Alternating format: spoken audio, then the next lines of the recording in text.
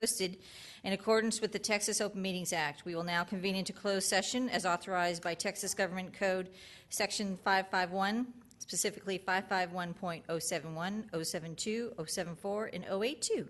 And the time is 6:05 p.m. Thank you very much.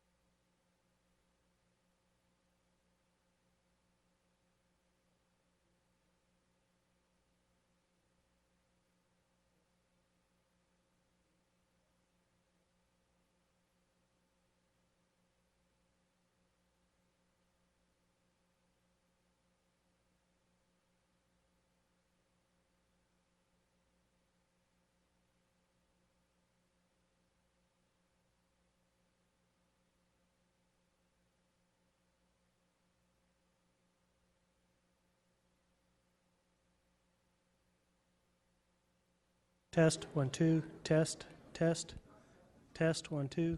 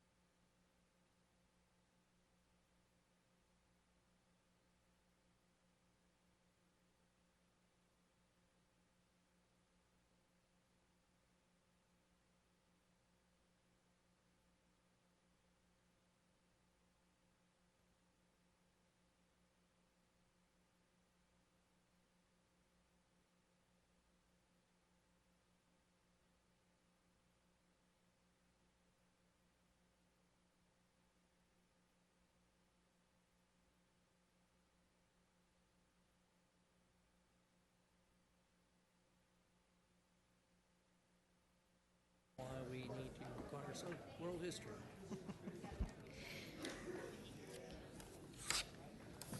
Oh, back at 7:02.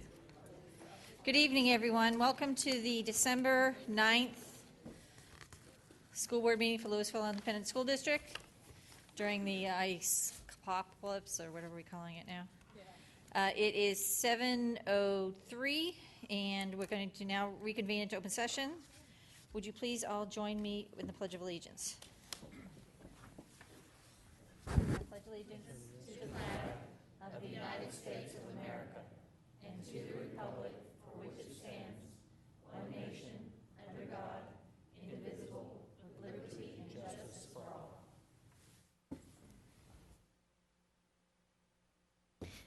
Okay, thank you very much. I'd like to welcome Mrs. Angie Cox to the school board. We had a meeting earlier in the month when we swore her in. We didn't swear at her, we swore her in. So I'd like to, your family's here? Would you like to come up and have some pictures taken? Will they come up? Come on up.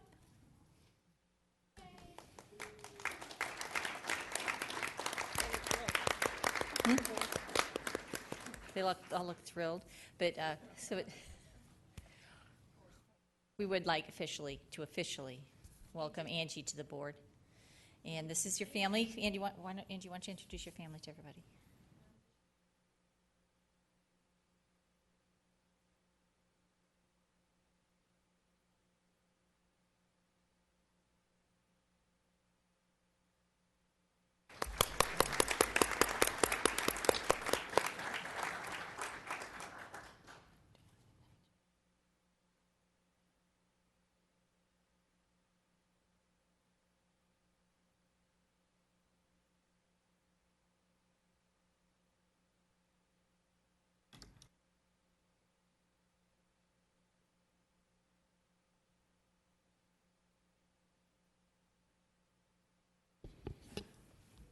Okay.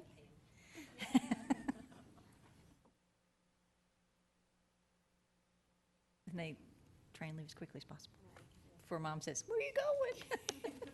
Wait a minute. Okay, thank you. We need to consider items discussed in closed session. I move that all personnel appointments be approved as presented by administration. I have a motion, Ms. Sheffield. I need a second. Ms. Duke, thank you. Any discussion? Seeing none, all in favor? That is unanimous. I need a motion for voting the employee contract. Ms. Sheffield? I move to declare the probationary contract of Mary L. Smith void based on her failure to present a valid license for her position as occupational therapist, in breach of paragraph 2 of her contract and in violation of section 21.003B of the Texas Education Code, thus terminating her employment in the district effective immediately. I have a motion, Ms. Sheffield. I need a second. Ms. Vaughn? Any comments? Seeing none, all in favor? That is unanimous. Before we move on to the awards, recognitions, and presentations, I would like to welcome Boy Scout Troop 451 from Treach. Boys, you want to stand? They are here working on their citizenship in the communities badge, which, believe me, I've been through with my son too. But welcome, and I hope you find our meeting stimulating and enlightening.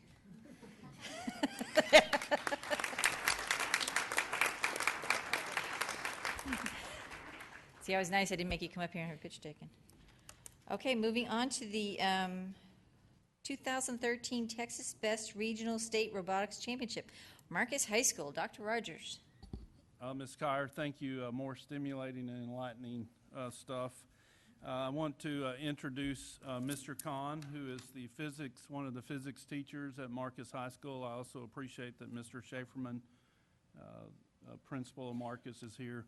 So we're going to let Mr. Kahn tell us, or we're going to watch a video first. Great.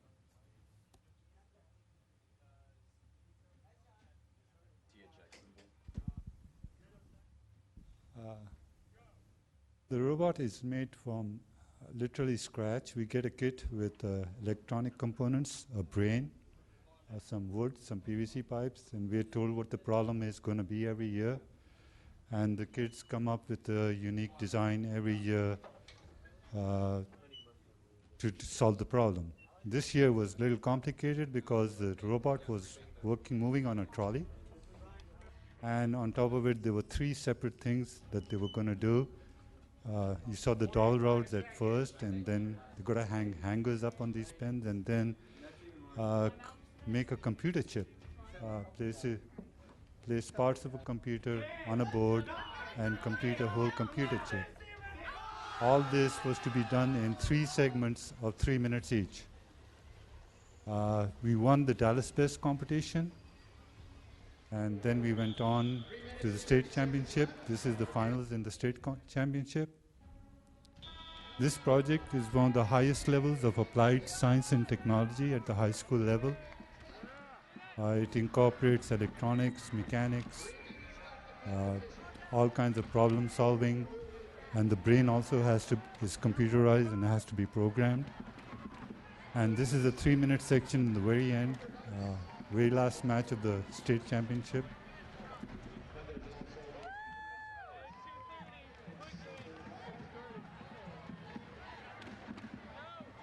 He really had a good round here. We scored 4,700 points in the 3 matches, and the second place team at state only scored 3,500 points. So we won the championship pretty handily.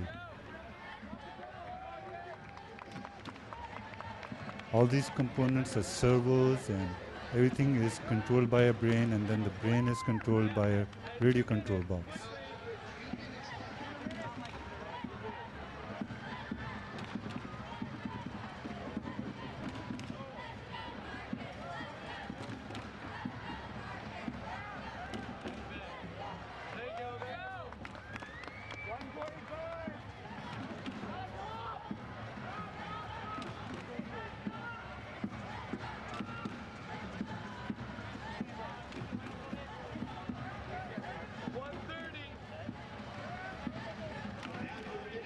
This is like a 3-minute section, and this was our very last match.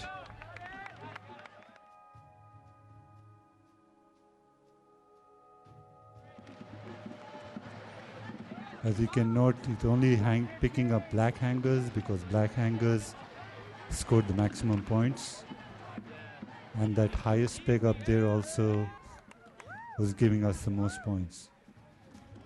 He's finished all the hangers, now he's going to build as much of the computer. We already built the chip up in the 2 previous matches, and he's now just going and trying to score as many extra points as he can.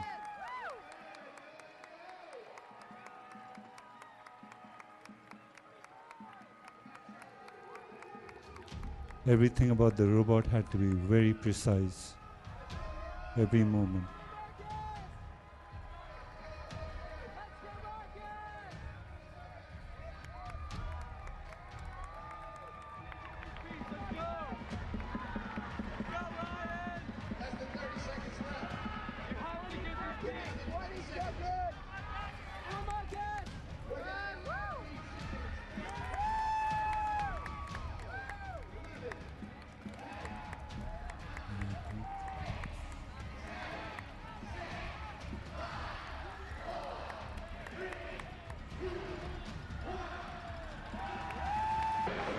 And the 2013 Texas Best Game winner from the Dallas Best Hub, Team 163, Marcus High School.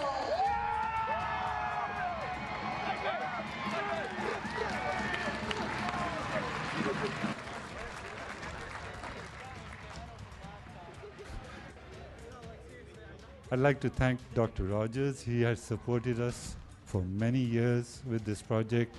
He also gave us the portable that is our home. I'd also like to thank Mr. Schaeferman for his continued support over the last years. And this is a great project for the kids. It's very, very high-level science applied. So thank you all for having us here.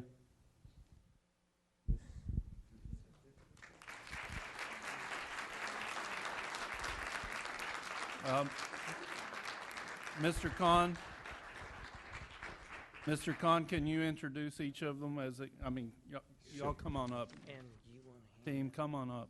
Would you do that, please? Yeah, I got them in order. Yeah, I got them in order. Is this the order? Julia Akins.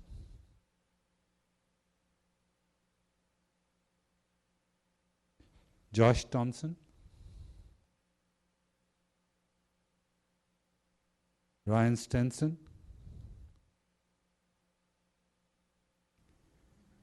Peter Riojas. Akil Pugazendi.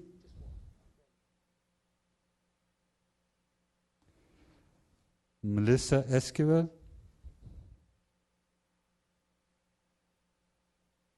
Chad Ralston.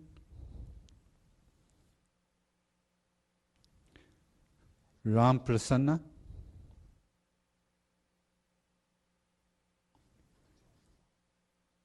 Kevin Ewart, he was our captain. Gabe Beal. Mark Mahaney.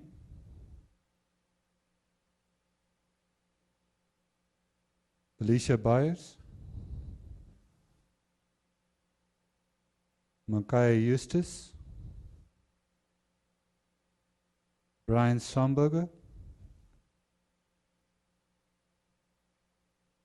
Ethan McCormack. Vio Kennedy.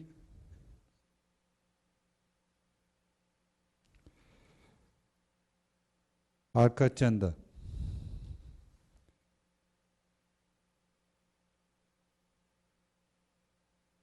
No, these guys are not here. They weren't able to. Have here. These are the kids who couldn't show up and their names didn't get through. I don't know that. Okay, well, let's name them. Dylan. Hugo Vargas.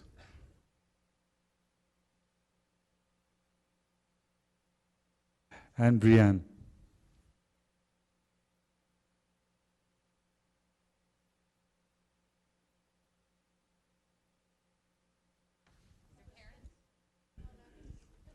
Parents? Some parents are here. I think a couple of parents are here. They're not too many.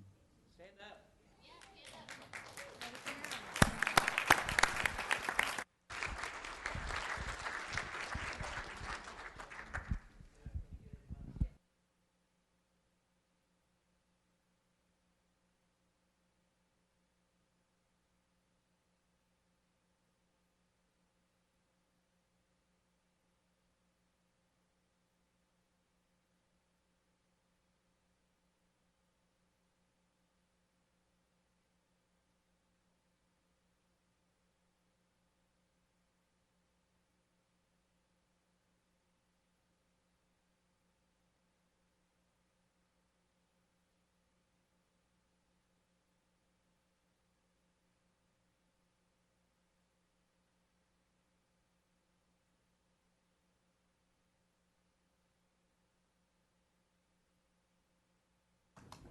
Ms. Carr? Yes, sir. Mr. Khan, I just want to say thank you. As long as I've been with this around this district, it's been quite a while. You've always been in the middle of everything that's going on, and I just want to say thank you for your commitment and for your dedication to our kids and to Marcus High School. Thank you very much. Thank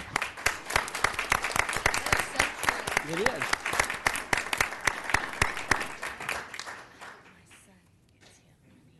Yeah. We did have another recognition, but they couldn't make it tonight, so it's postponed until future. It was for Stuff the Pantry, the food drive winners. So we'll be doing something about that at a later date. Moving on to the request to address the board, I believe I have 4 cards. Yep, 4 cards. Persons desiring to address the Board of Trustees must fill out a speaker's card prior to the meeting. No presentation shall exceed 3 minutes, and the board cannot deliberate on any subject that is not included on the agenda. So we have our handy-dandy clock up on the overhead. So the first name I have is Karen Gray.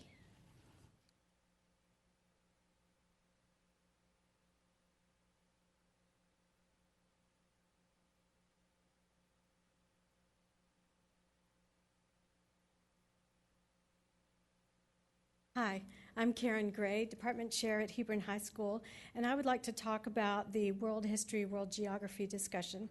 Eighth graders are too unaware of the world and their futures to decide whether they should take these courses or not.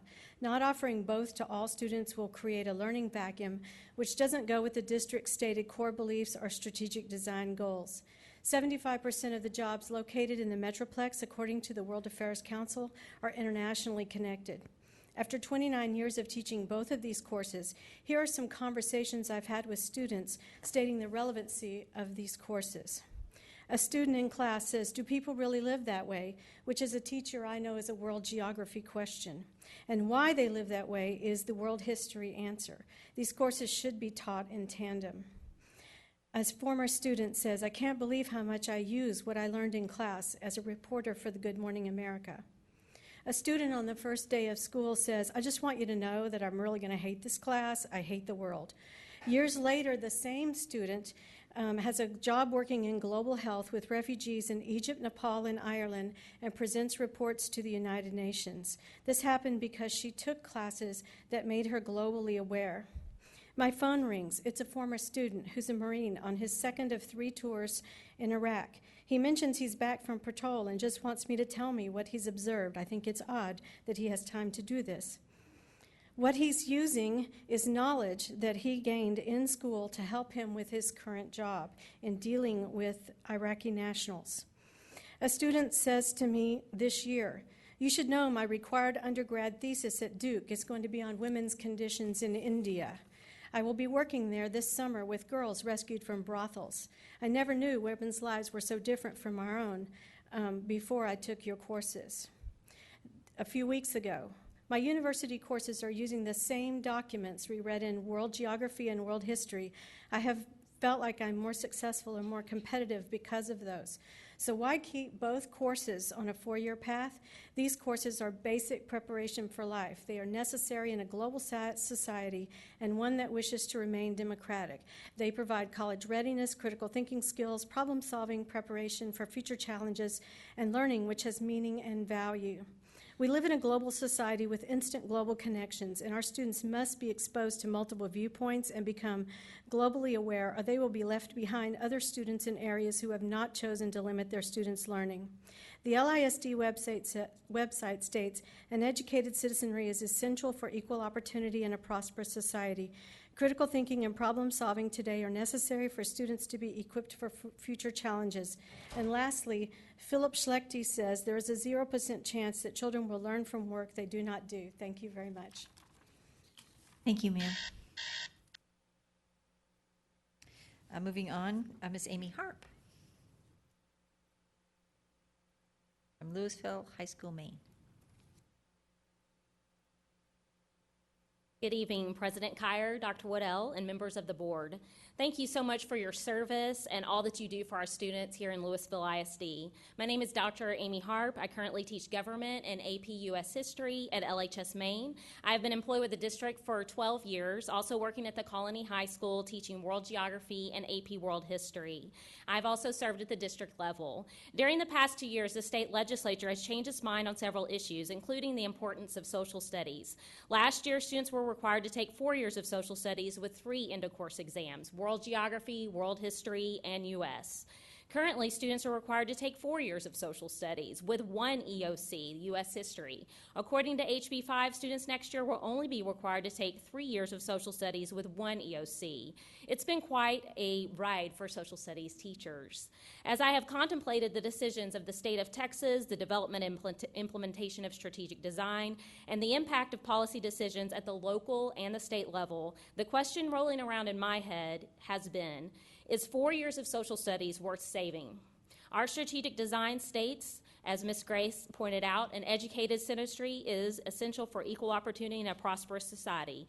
According to a recent survey by the National Association of College and Employers, future employers want graduates who can work in a team, make decisions and solve problems, communicate verbally, obtain and process information, create and and edit written reports and be proficient with technology. Social studies provides a training ground for the development of these 21st century skills we all want our graduates to obtain. Critical reading and critical writing are a part of the world history and world geography curriculum and are reflected in standardized tests like the ACT and SAT and AP exams. As our interdependent world continues to expand, future graduates will need to know about the background of the individuals and nations they do business with. I have several friends who travel internationally for their jobs and continually talk to me about the awareness of history and geography, about it being essential in building relationships and navigating through the geopolitical and cultural systems. Over the past several months, many people have asked me, why do students need both world geography and world history? I simply believe world geography is about why does where we live affect how we live, and world history is the exploration of the connections among individuals and society.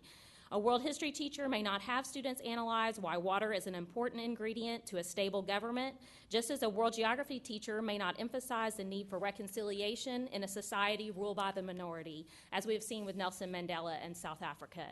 It's the world, and there's only so much time and resources to analyze and discuss the issues. Hence, we need 2 separate courses. So is 4 years of social studies worth saving? Yes, I believe world history and world geography are worth saving, and I hope the board will join with other local boards, Frisco, Allen, Garland, McKinney, HEB, and Lovejoy, to require world geography and world history for all students as a part of the Foundations plus endorsement and Foundation plus endorsement with distinction graduation plans. Thank you so much for your time. Thank you, ma'am. That buzzer is new, I think. It's scaring us a little bit. Erica Lowry is the next name I have.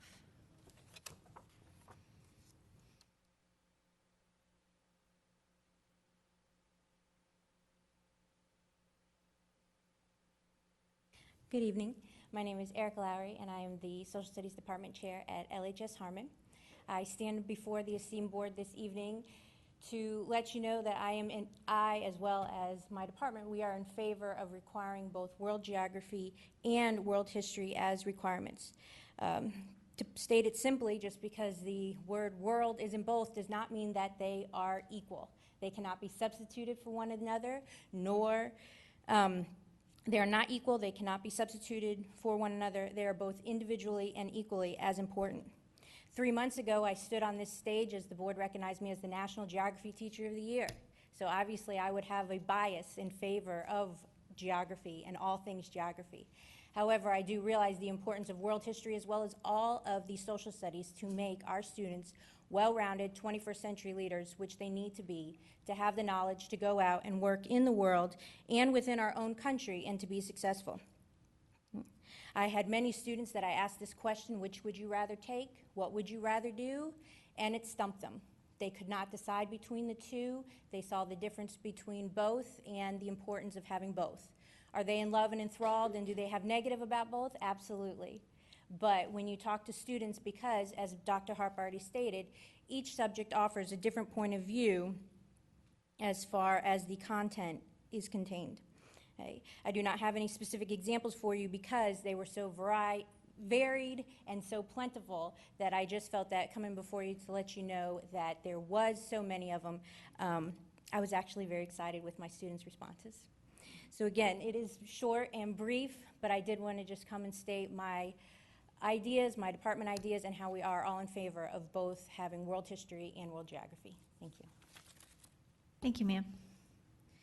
And the last card I have is for Ms. Seat from Flower Mound High School.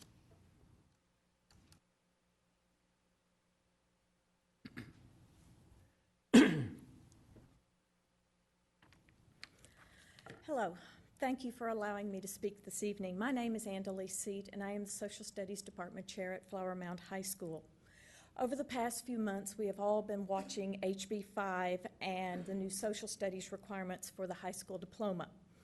I am urging you as our school board to make the decision to keep 4 years of social studies for our high school graduates. We are giving our students 21st century technology, but if we don't maintain 4 years of social studies, study requirements, we're not going to be able to call our students 21st century scholars. World geography, world history are integral parts of our curriculum.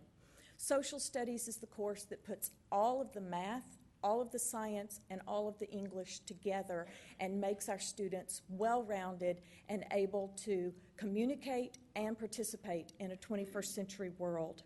If we do not require our students to take both world geography and world history, we are not preparing them for college and their careers in the 21st century.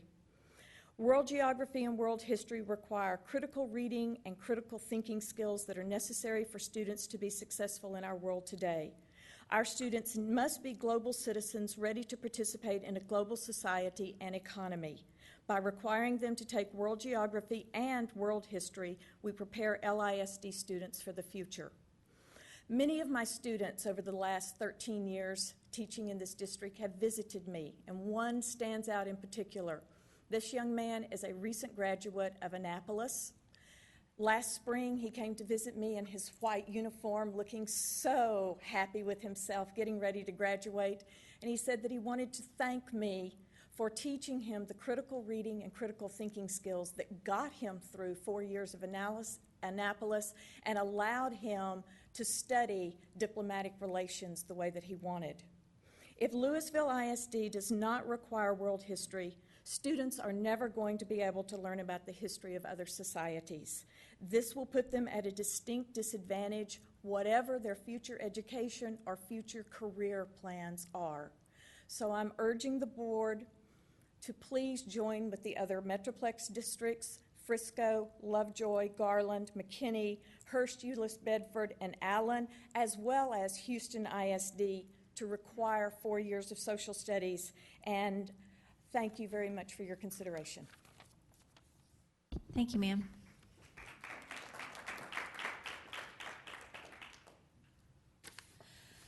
Okay, moving forward.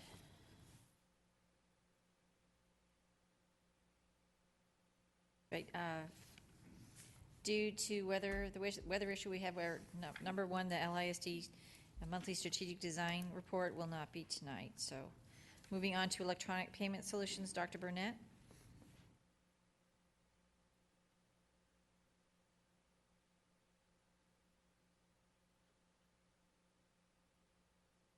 Thank you, Ms. Kyer.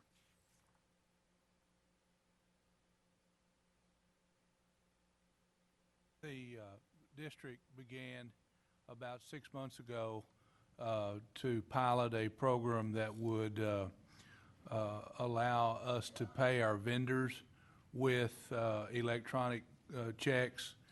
And historically, the district has been a paper check, and we've paid with paper checks. There are some issues that are associated with that if they get lost, or if they get lost, or if they have to recut them for whatever reason. So we have worked an agreement with our bank to do that, and we've got vendors that are doing it and that are taking those electronic payments. And the agreement that we have with the company that's kind of hosting it all is that they give us a modest rebate, but given the volume of the amount of money that we've been paying to date, we've earned about $90,000 in rebates. So there's no cost to the district to do this, so we wanted you to have this as information as we move to more and more electronic payments. Dr. Burnett, there are rebates for paying electronically. Is that what you're telling us? Yes, sir. Yes, sir. The benefit to the vendor is they get their money faster and more reliable.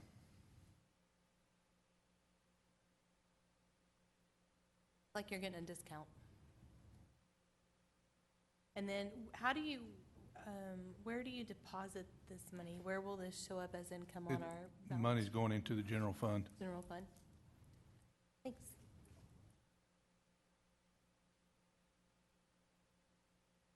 I don't see any other questions. So moving on to the proposed regulatory change for electricity in Texas. Dr. Burnett. You have a great deal of information in your packet about the debate that's going on at the state level with the Public Utility Commission about the possible changes of Texas to a capacity market away from what we currently are as an energy market. Currently, that's the number one expense in our budget, over $8 million that pays electricity, and we currently just pay for the electricity we use.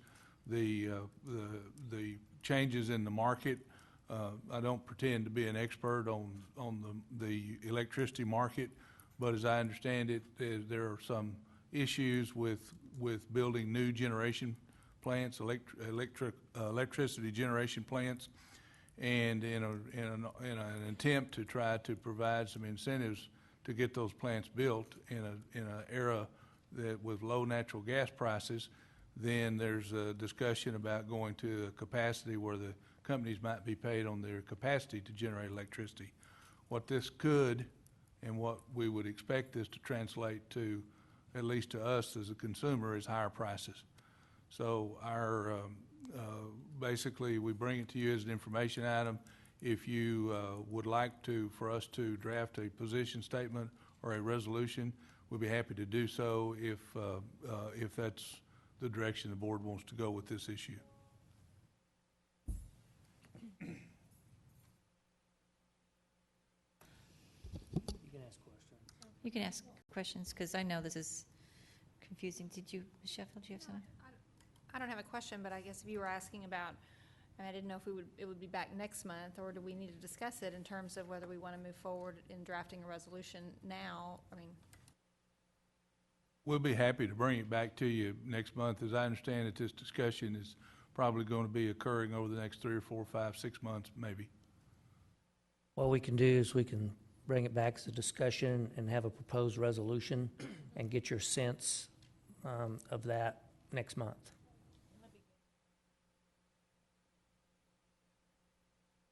Good, because it's fairly in-depth, and I would like to have a little bit more discussion on it myself. To me, it seems like we're going to be paying them to, never mind, I'm not going to get into it now. But anyways, anybody else have any questions before? Okay. We'll look forward to your information next month. Moving on to our favorite thing in the whole world, which is a TASB Board Policy Update number 98. We all just love it so much. Every time we think it's the last one, and Dr. Haynes promises it's the last one for the year, we get another one.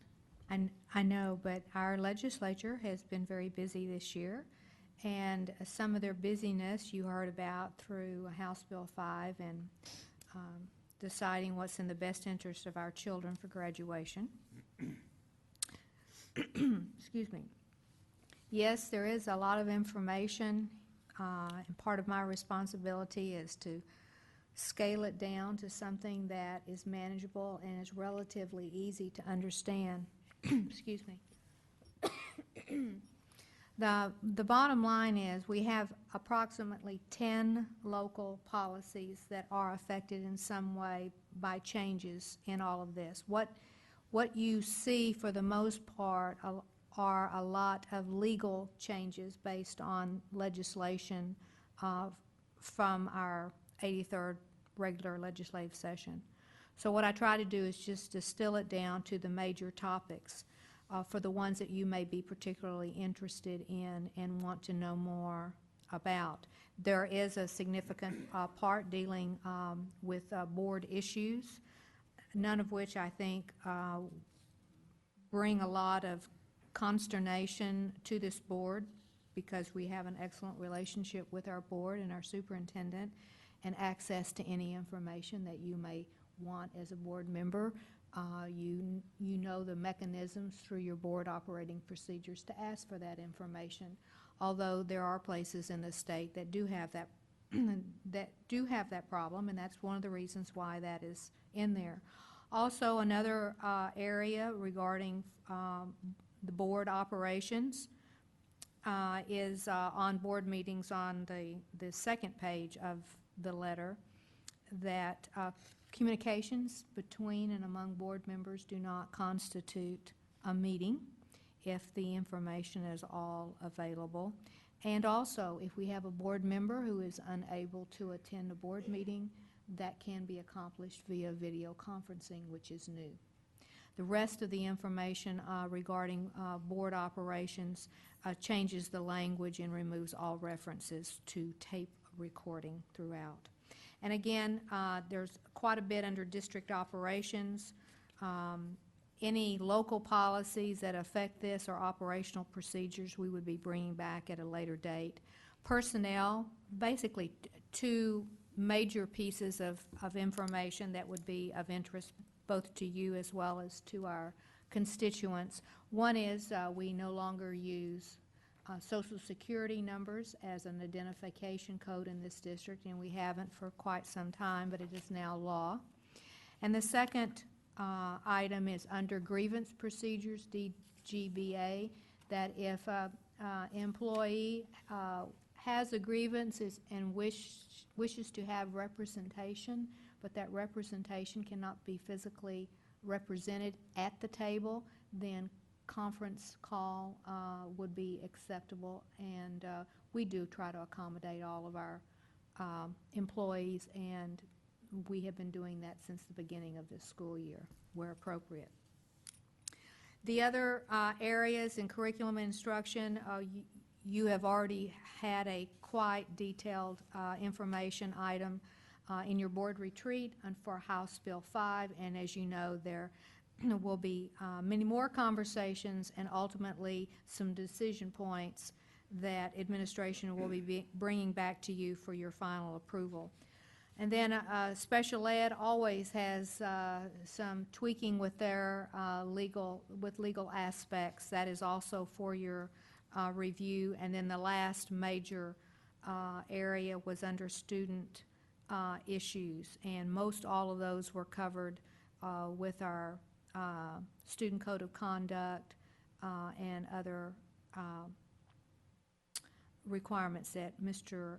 Ellington has already brought forward. There is a lot of information in here. I will be more than happy to address any of your questions. The questions that I cannot respond to, I'll be more than happy to research that for you. And at this point in time, all of this is under review by the respective members of the superintendent's leadership team, as well as their staff members, to see the potential impact that the law as well as local policies may have with our district. This is an informational item, so we will have time to discuss it next month too. So, Let me ask one quick question. Is the state changing the age, special at-risk students from 21 to 26? And does that mean we have to educate them till they're 26 at this point?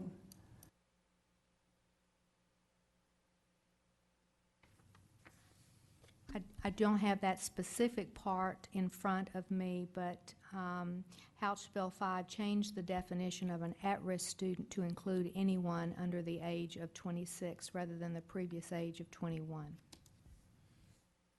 Mr. McDaniel, I might can give a little clarification. In the past, what's happened is if an at-risk student, let's say a kid, refugee comes, and when they turn 21, and yet they started at age 18, 17, but they could not finish, we would have to remove them, withdraw them, but the age 26 gives us a little leeway. The other part of the law, I think, requires that anyone over age 21 would have to be educated separate from regular students. So we're not going to have a bunch of 26-year-olds running around, but it does give some flexibility to try to help a kid that's making progress and would age out otherwise at age 21.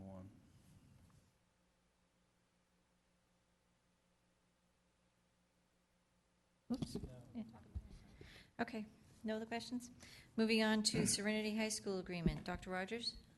Ms. Kyer, Board, I wanted to bring to your attention, as many of you know, I had the opportunity to serve on the Town of Flower Mound Drug Summit on a panel several months ago. One of the other panelists happened to be the principal of Serenity High School, which is a McKinney ISD school. It's been open since 1999. Serenity High School offers a sober and safe environment for students who have successfully completed a drug or alcohol treatment program. It's just an option for kids, and a lot of school districts enter into an agreement with McKinney ISD, districts like Frisco, Garland, Plano, Wiley, and so on, to allow their kids, if they need a different transition after drug and alcohol treatment, to enter into Serenity High School. The district, if they enter into that agreement, agrees to pay $85 per day while the student is actually in attendance at the high school. They can continue, of course, then to work on their graduation program. Dr. Waddell and I had the opportunity to have a phone conference with Ms. Ferrero, who is the Serenity High principal, and so we had about a 30-minute conversation. This was about 6 weeks ago. Actually, Monia Crow, who is the Choices Coordinator, who works with Gail Ladahoff, went and visited. We just see it as an option. We may not have any kids that end up going to Serenity High School, but it would be an option for our kids. And so that's why we are bringing this forward.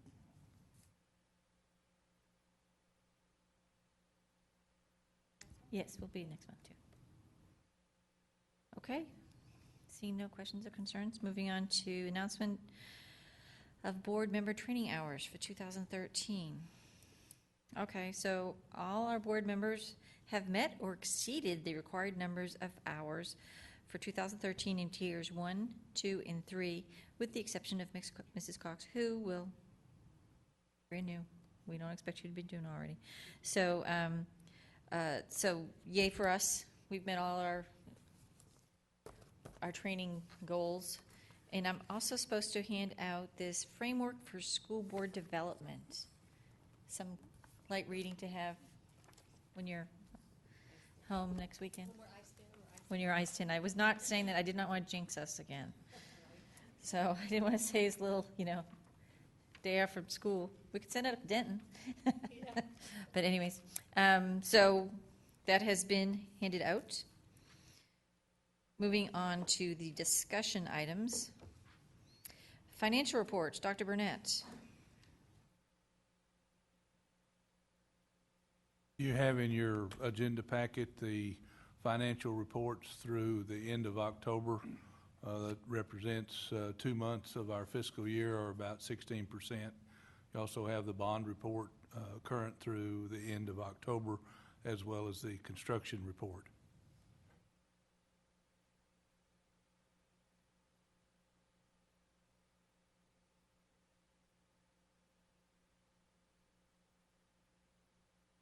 Any questions or concerns? Seeing none. Update on construction reports, projects. I'd ask Mr. Perry to come forward and give you a summary of our construction projects. Good evening, Mr. Perry. Good evening. Thank you very much, Dr. Burnett. Work at our 9th grade centers continues to move along at a very fast pace. We had a great Thanksgiving week. We used that week without students there to hit several of our interim milestone dates. We have Mel Rasmussen with Satterfield Ponticus is here tonight. If you'd like to ask them any specific questions. They continue to show us schedules that has them opening on time, which is June 1st for our 9th grade centers. That's a key date for them to hit. Furnitures and fixtures and equipment to follow after that. Our CAME, we had the groundbreaking of our CAME Elementary School, and they're well underway. Excited to be out there. I can't tell you how great it is to build an elementary school.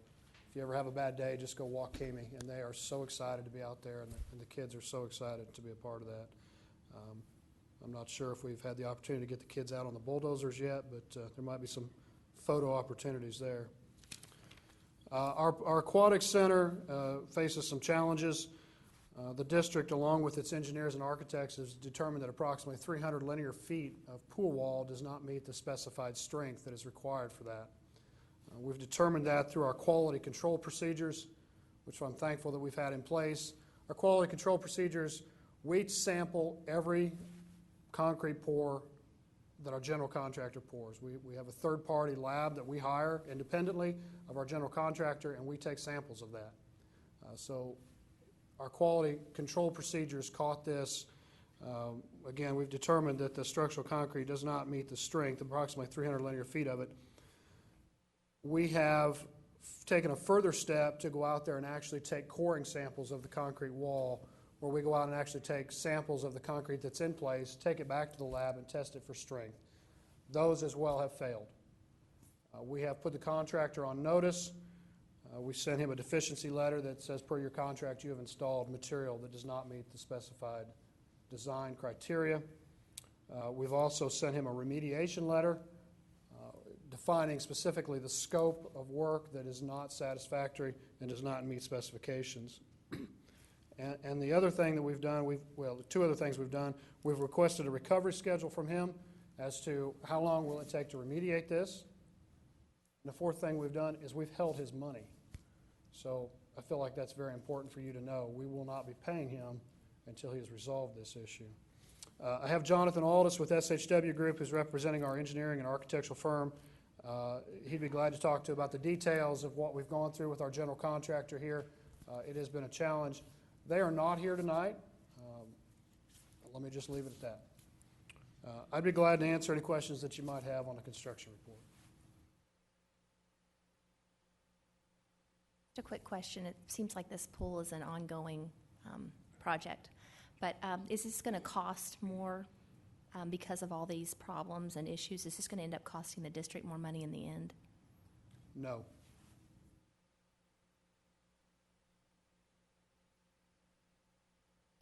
Could the test that you've done, so it's a third party, so this is totally removed from everybody that has any, daily contact with. Could you explain the test? Because when you say a pour, how is that done? Yeah, thank you, Mrs. Kyer. To elaborate a little bit more, every time we pour concrete, we have a testing lab there. 2 o'clock in the morning, 4 o'clock in the morning, it doesn't matter when, we have a testing lab there, and they take samples of the concrete as it's coming out of the back of the truck. They take it back to their lab and they test it. There's a series of tests that they go through. But we have designed the strength of that wall to be 4,000 psi, or 4,000 pounds per square inch. The concrete was tested. It came back at 2,900 pounds. Some of it tested at 3,100 pounds per square inch, well below what we require. And then again, just to make sure that we took the test properly, we went back out to the wall. Concrete is in place now, and it's obviously hard. We cored samples out of that concrete and actually took chunks of it out and went back and broke the concrete, and it tested well below the 4,000 psi. So then the question is, that seems to be something that would put the project back a significant amount of time. So where are we now? What happens next? Has this contractor, are they in the process of fixing this? Yeah, we've determined this probably in the last 12 days or so. We issued the letter to them last week.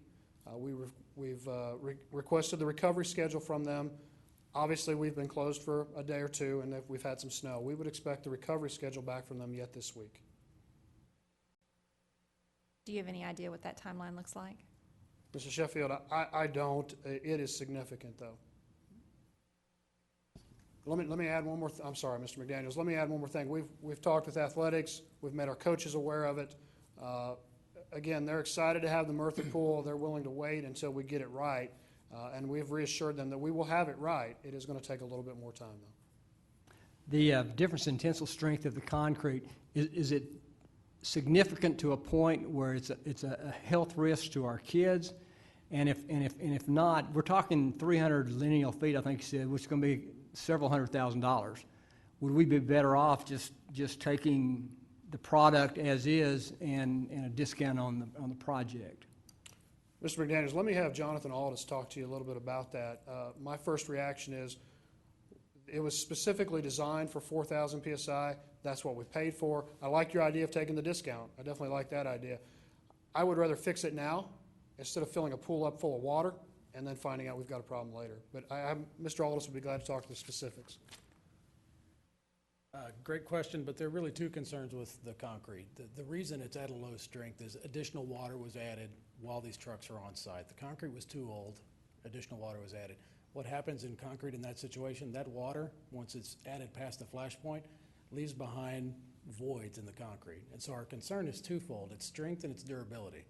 What I mean by durability is when you submerge it, bury it in this case, and basically encapsulate it in water, the possibility exists that over time, not only is the concrete below the strength that we specify, it'll also allow moisture to start to migrate into it. And while we think of concrete as fairly impervious, it's really not. Those capillary pieces are still in there. In this case, there are even more.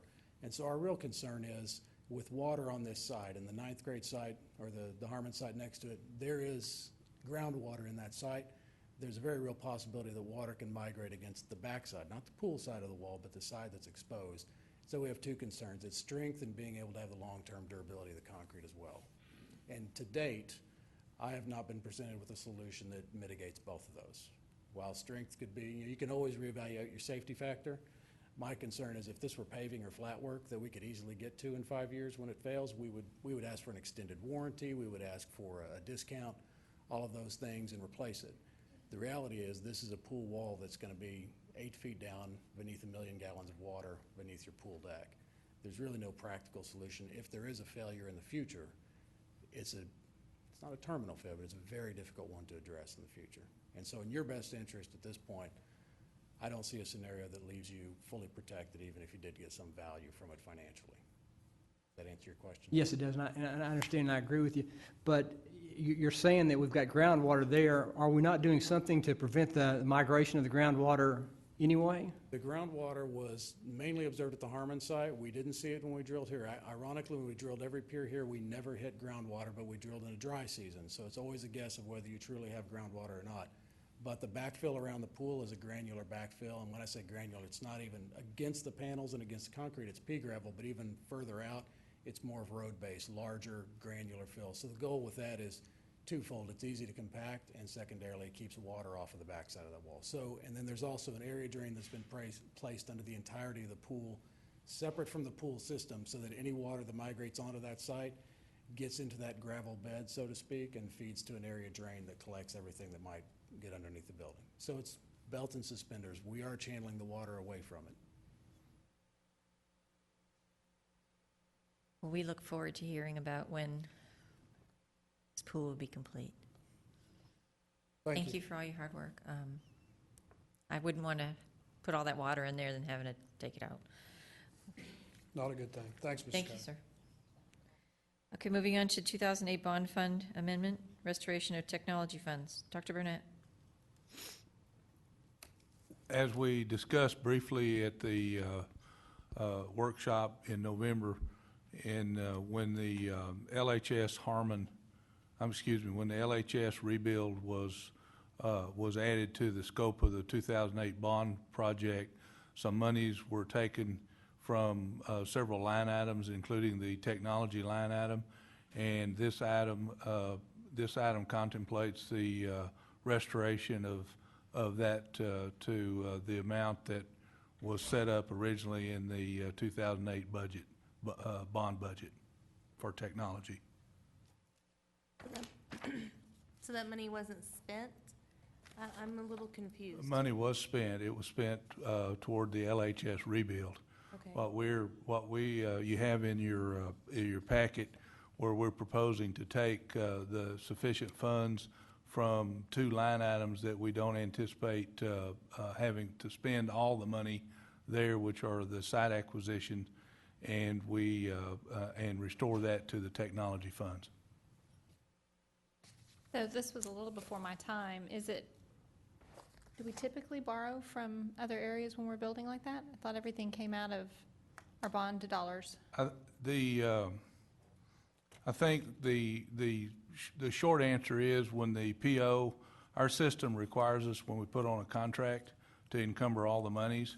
And when the PO was put on for the LHS rebuild, the contract for that, the money was taken from technology in order to have enough money for that PO, with the thought that at some point in time the district would restore those dollars to technology. And then the money that we're taking from those other line items, that still allows us to purchase land if we need to, but, I mean, correct, if Yes. we needed to those elementary and middle Yes, sites. and as we had mentioned in the workshop, we're still, I think we have received our preliminary demographic report. We're going to be reviewing that, and should that indicate that we might need some additional sites to acquire, then we'll certainly bring that back to you with some other thoughts on the matter. Ms. Cox? I just have a real quick question, being before my time as well and not understanding how all this works.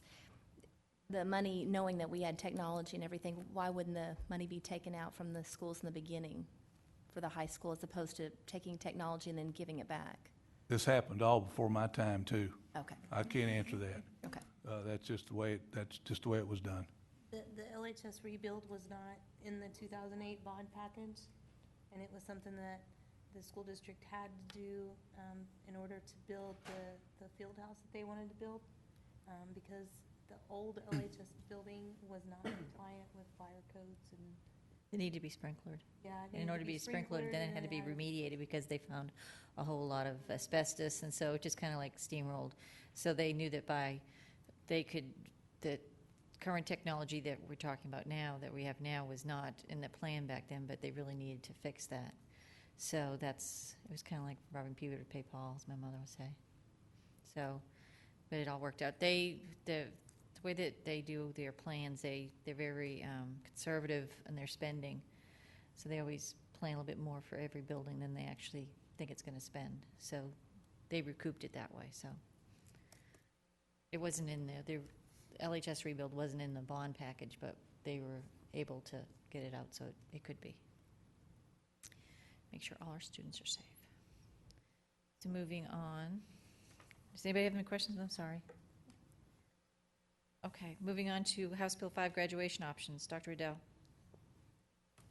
Madam President, Board of Trustees, Dr. Waddell, the 83rd Texas Legislature passed House Bill 5, and the intent of House Bill 5 was to create flexibility for students.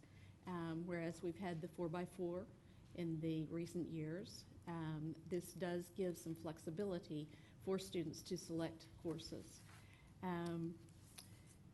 Members of Operations and Learning and Teaching met as soon as this bill was passed, and we began looking at the many intricacies of it, particularly wanting to get ahead of the graduation issue because the state Board of Education is not planning to give the final information about the graduation plans until January, possibly February.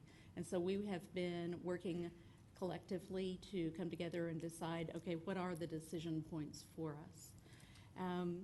We began also to have some questions from our community, and so we identified, Karen Permetti sent out an all-call, and anybody who was interested in participating in a House Bill 5 graduation plan committee with us was welcome to join us. So we had 31 people in our first meeting. We met twice on October 24th and again on November 7th. We spent a great deal of time talking about the different graduation plans and how they were designed to give flexibility. And then we spent the second meeting talking about what recommendations we might wish to make to Dr. Waddell, who would then, of course, have us pass this on to you. So during this time, Dr. Rogers has worked extensively with high school principals on 3 different occasions to be sure that they were aware and that they were talking with their teachers about what was coming up and what we believe the choices might be. One of the things that we are planning to do is to visit with representative teachers from social studies and from speech so that we can visit with them about any concerns that they may have. The decision points that we had included students taking English 4 or having an opportunity to choose another course, English course, from the course description guide.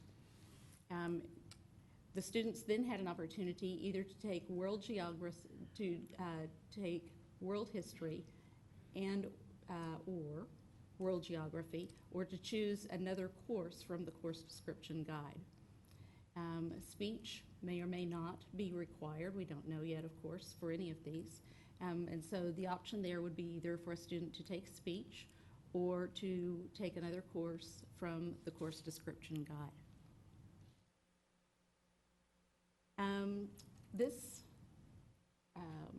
The graduation plans offer the opportunity for 22 credits for graduation or 26 credits for graduation.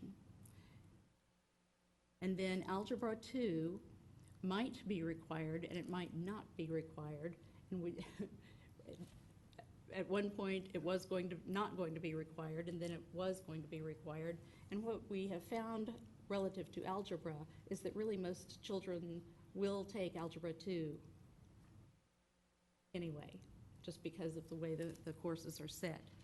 So the recommendations, as we talked as leadership team and with Dr. Waddell, were for us to require 22 credits for the foundation graduation plan. And our reasoning on this was that some students want to accelerate, to go on to college early or to go into the workforce early.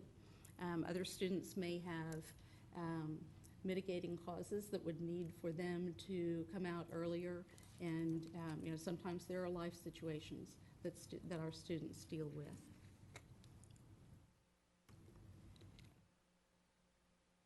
We're suggesting that we require 26 credits for the foundation plan with endorsement, and that we require 26 credits for the foundation with endorsement and distinguished achievement graduation plan. And in this particular graduation plan, we would require students to take world history and world geography. And of course, our social studies teachers have given us eloquent and brilliant reasons for why these courses are so important to us. We would suggest that we allow students to select a fourth English course of his or her choice, that we would allow students to select another speech course or any other course they wanted to from the course description guide. And then we thought very carefully through the impact on teachers. Should we make a decision that either world geography or speech might not be required, the administration would use attrition to phase in personnel adjustments over a 2 to 3 year period. Our intention is that no one would lose their job.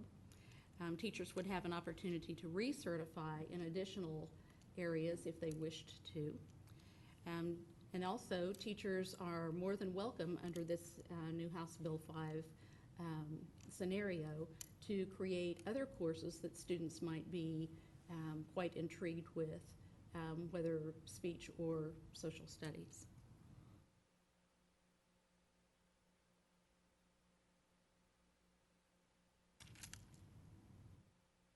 As I mentioned, we have talked with principals, and principals have been talking with their teachers who might be impacted with this.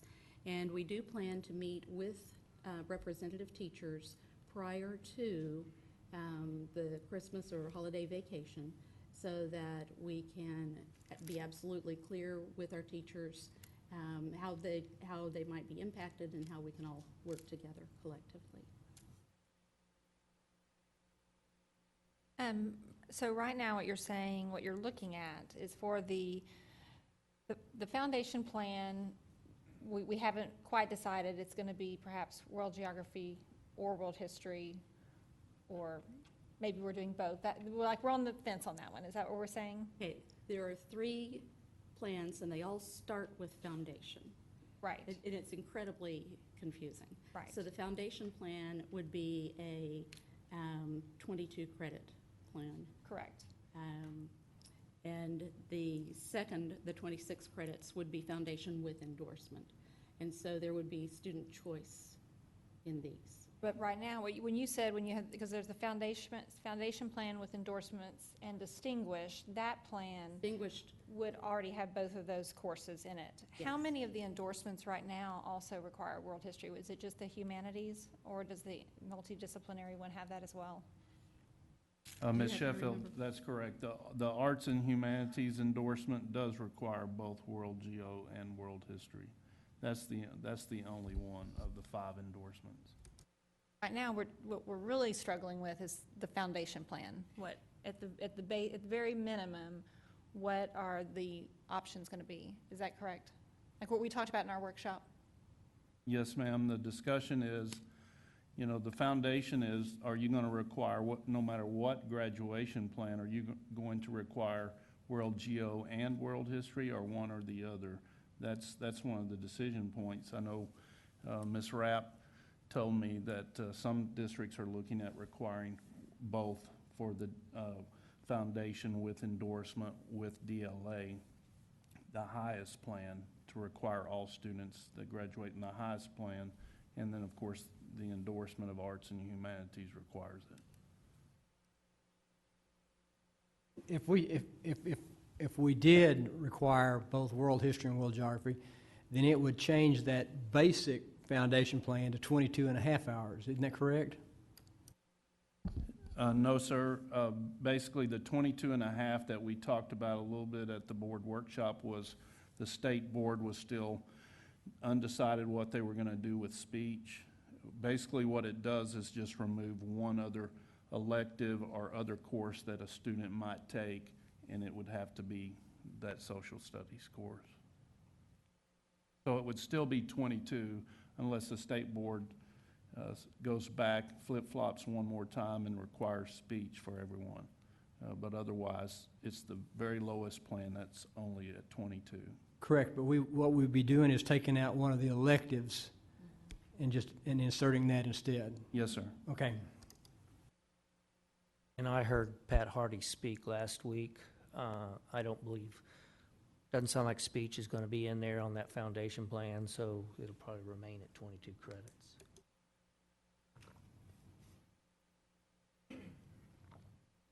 Is there any more discussion on this item? Seeing none, there'll be an action item next month. Item number 5 under discussion items is the resignation incentive. I know that Dr. Waddell in his last board letter had said that they had decided to remove it from the action item. I asked him to put it back on as a discussion item just in case the board had any further things they wanted to say on it. Because of, I just wanted you to have closure, because since, and I suppose you could speak to it, Dr. Waddell, regarding it, but I just thought it had to be something that was on the, even though they decided not to move it to an action item, that it was given the option to the board to discuss it any further if they wanted to. And I agree with that, because this has been a major program affecting our staff over the last 2 years, and I thought it was a good idea to put it out here and indicate that we did not have plans to go forward this year. So I didn't know if anybody has any further they'd like to say. This is giving you the chance to do that if you want. Okay, seeing none, move on to action items. I need a motion to consider approval of comprehensive annual financial report for fiscal year 2013. Motion, please. Motion, Ms. Duke. Second, Ms. Sheffield. Dr. Burnett. Oops. Oh, this is action. We haven't gotten to the consent yet. It's okay. Dr. Burnett? Our Mr. Chuck Yapple with Whitley Penn Audit Firm was also a victim of the weather. Couldn't be here tonight, sends his regrets. We did get a very good audit report. It is an unmodified opinion, which means that it's a clean audit. The term is different than in years past. They've used the term unqualified, but now it's called unmodified, which is the best report we could get. It had no material deficiencies. It was good in all respects. We did get one caveat. Our PEMS report through our Munis software has, when it reports our financial information to the state, it has been picking up the wrong fiscal year beginning number, and we've had to hand enter that, but we've gone back several years and found that that's been an ongoing error in our PEMS report, and we have had conversations with our new software company, Tyler Munis, to make sure that that is corrected and won't be happening. That is not an audit report issue. That is a PEMS reporting issue, but the auditor did pick it up. We did, as you'll note on page 26 of the audit, which is probably the heart of the audit report, where it compares our original budget to our amended budget and then to the actuals. You may recall that we started out in August of 12 with a projected budget with a deficit of about almost $23 million, and we closed that deficit through several items. Number one, we got more federal revenue through the impact aid. Number two, we had more students than we had originally projected. And number three, we got some more tax revenues than we had projected, and then we didn't spend quite as much money. So the net result was that our actual budget deficit for 2012-13 was a little less than $6 million. So we'll have an ending fund balance of in excess of $141 million.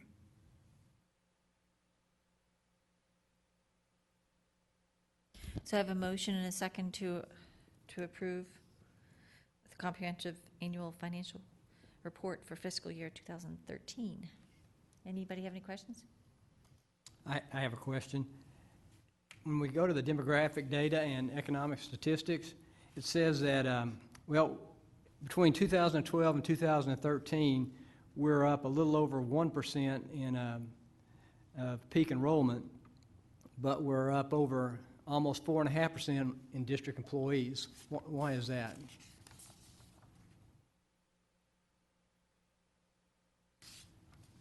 These are the statistics on the district. I don't know that I can answer that question. Just have to look at that data and see what it is to give you an answer to that, Mr. McDaniel. Right.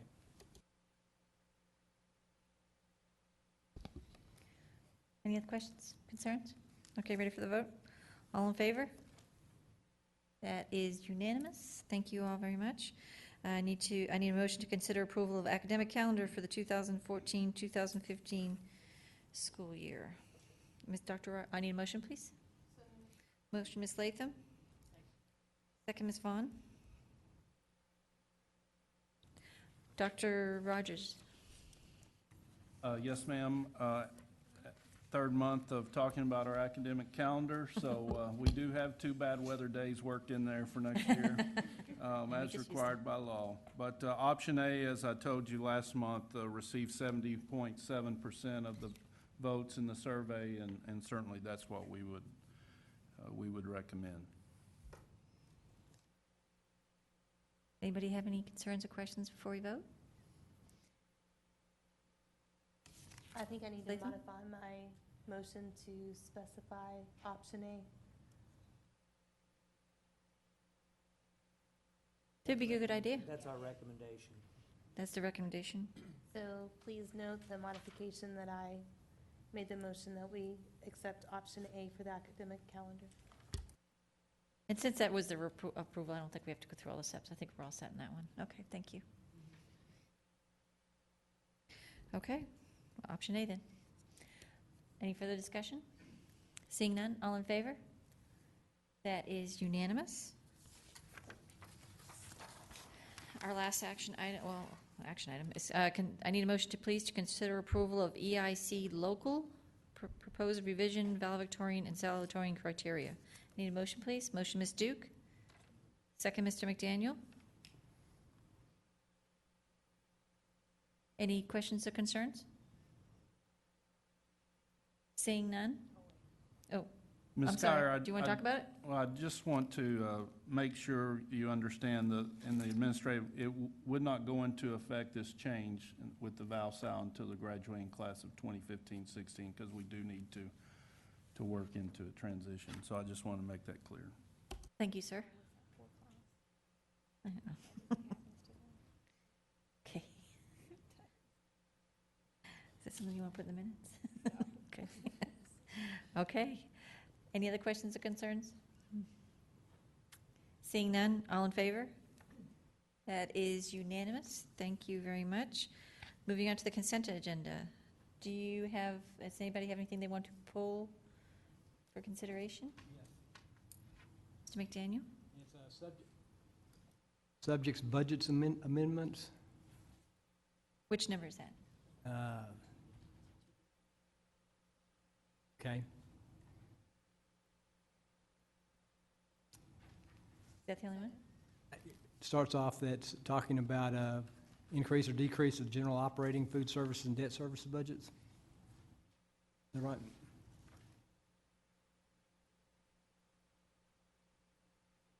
Okay. Good. 2B. Is that the only one, sir? Yes. Okay. Anybody else in the others? I'd like to pull 2G9. Okay, 2G9. Okay. Are these just for discussion or because you can't vote? No, I have some questions. Okay.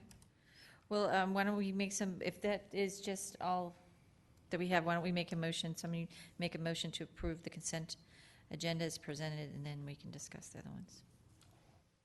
Can you make that motion, please? Make the motion that we approve the consent agenda items as presented with the exception of item 2B. 2G9. Sorry, I had a frog. I had to wait a minute. With the exception of 2B and 2G9. Okay, so I have a motion. I need a second. Second, Ms. Vaughn. Okay. Since are there any other questions or concerns for the rest of the consent agenda? Okay, seeing none, all in favor? That is unanimous. I need a motion, please, for someone to make a motion to approve. I approve. I approve. I move that we approve 2B on the consent agenda. Okay. Okay, so a motion, Mr. McDaniel, second, Ms. Sheffield. Make a, for 2B. And did you say 2G9 too also? Just 2B? Just 2B. Okay. A motion and a second. Who's the second? I was Sheffield, okay. Thank you. Okay, Mr. McDaniel, would like to speak to your motion, please? I would just like to get some clarification on this. Any particular part? No, sir, if you'd just expound on it. At the end of each budget year, we have purchase orders that have not been completed, they haven't been filled, and so the process of our purchase orders is they roll over and we re-encumber them for the next school year, and so that makes up the first budget amendment. The second one is campuses are allowed to carry over up to 20% of their site-based money. And so if they have not spent their money, they don't have to spend it all at once. They can carry over up to 20%, and that's the second budget amendment. Then the bond sale that we just completed contemplated using some of the reserve monies to make the payment in August for the interest-only payment for the first year. And then we have some additional monies from the pre-kindergarten program that are coming to us from the state. And this budget amendment will allow them to spend that money, since they didn't have it budgeted, to spend it on playground equipment.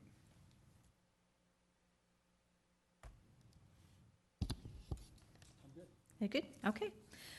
So we have a motion and a second. All in favor? That is unanimous. Now I need a motion. Ms. Sheffield?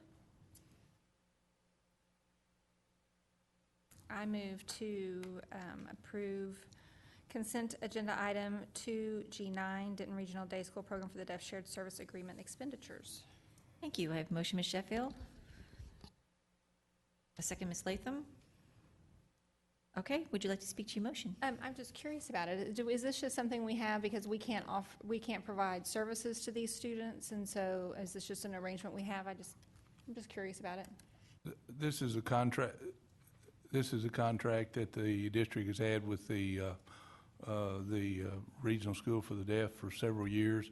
I think we have 7 or 8 students through the special ed department.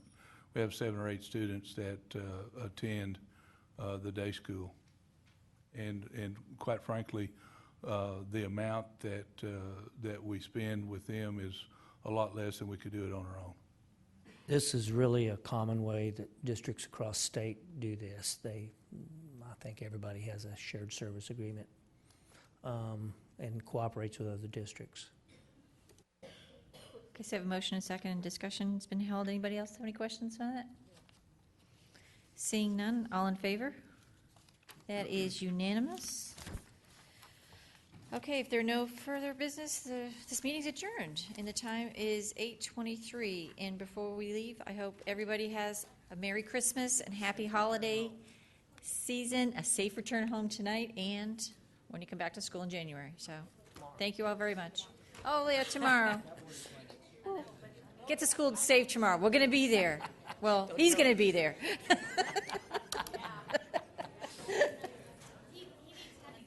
Yes, yes. He's looking for happy tweets for being back in the classroom. Hey, Brenda.